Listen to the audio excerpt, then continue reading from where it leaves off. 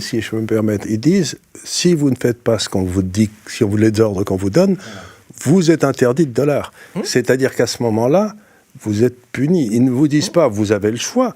Vous n'avez pas le choix, puisque aujourd'hui, 80%, tout ce qui s'est passé après la Deuxième Guerre mondiale, c'est que les États-Unis ont fourni le dollar comme une monnaie internationale.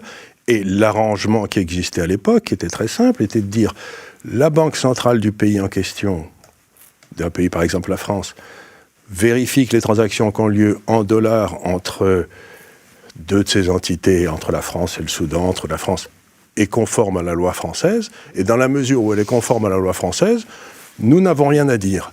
Ils ont fait un reversement de charge de la preuve totale, il y a à peu près 7 ou 8 ans. Il y a 7 ans. Et ça a complètement transformé le monde. Donc qu'on ne me dise pas, ils ont tout changé, qu'on ne me dise pas que c'était comme ça avant. Ça n'était pas comme ça avant.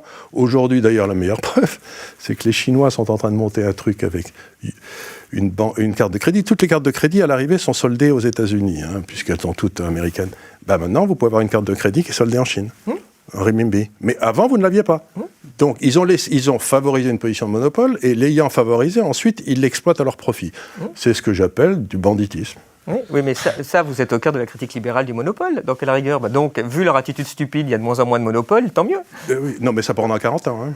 En attendant, vous vous retrouvez en prison. Ça peut prendre... Ah oui, s'il faut vous retrouver en prison, vous allez utiliser de l'euro ou du yuan. Non, alors que vous n'avez rien fait d'illégal dans votre pays. Je m'insurge contre le fait que si je fais quelque chose d'illégal alors que je suis français et que je suis en France et que les États-Unis me mettent en prison à cause d'une loi américaine, je considère que c'est un abus de pouvoir. Mais pourquoi utilisez-vous la monnaie américaine? Utilisez autre chose. Mais parce que j'ai pas le choix. C'est le même principe que n'utilisez pas Google. On n'a pas le choix. C'est 80%. Mais qui n'a pas le choix? Non, Charles, pourquoi notre pétrole, on ne l'achète pas en euros?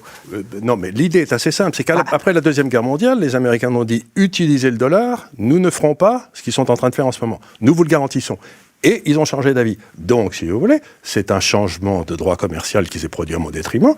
Oui. Et il est évident que je vais prendre des mesures contre ça, mais ça ne veut pas dire pour une seconde que je l'approuve. Quand quelqu'un ne tient pas sa parole, je ne fais plus d'affaires avec lui, mais ça me prend du temps. Mais